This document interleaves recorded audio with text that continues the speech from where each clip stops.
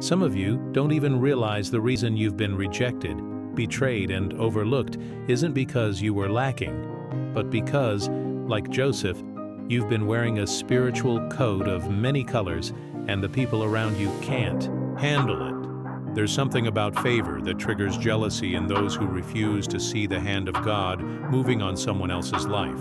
Joseph didn't ask for the favor, didn't scheme for the coat, but his father clothed him in it, and that's exactly how God does it with you.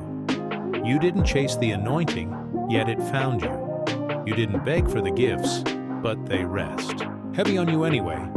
And the shocking part is, the very people you thought would celebrate you, your family, your friends, your circle, are often the first to plot against you because your presence reminds them of what they're not willing to become. Genesis 37 says, when Joseph's brothers saw their father loved him more, they hated him and could not speak a kind word to him. That's a spiritual principle. Favor exposes hearts.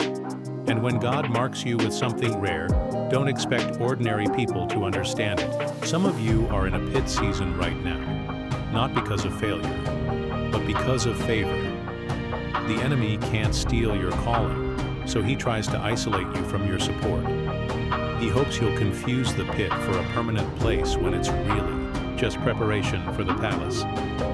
Joseph's gift of dreams made him dangerous to people who were content with their small thinking, and so does yours. Every dream God plants in you isn't meant for public release. Some visions are meant to be kept quiet until the season is right, because not everyone can handle the weight of what you're carrying. Proverbs 4:23 says, "Guard your heart, for everything you do flows from it."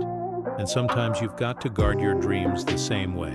The enemy loves to kill potential in its infancy. He couldn't touch Joseph's destiny, but he used people close to him to wound him deeply. Watch for that tactic. Some of the attacks you've been facing aren't random. They're strategic, because hell knows what heaven is getting ready to release through you. Joseph was sold, lied on, imprisoned, but never abandoned, and neither are you. Romans 8:28 reminds you that all things, every betrayal, every false accusation, every lonely night are working together for your good. And here's a hidden truth. Favor doesn't skip process. The colorful coat didn't deliver Joseph to the throne. It marked him for the journey. And some of you have been mistaking your trials for punishment when they're really confirmations that you've been chosen. The ones God uses greatly, He crushes deeply, because you cannot carry a king's crown with a slave's mindset. Joseph's years in prison broke what needed breaking, refined what needed refining, and built what the palace required. God is doing the same in you. There's a weight to your calling, and if He gave you the position without the process, it would destroy you. That's why the betrayal had to happen. That's why the pit was necessary. That's why the waiting room of life feels endless. But hear this, you're closer than you think.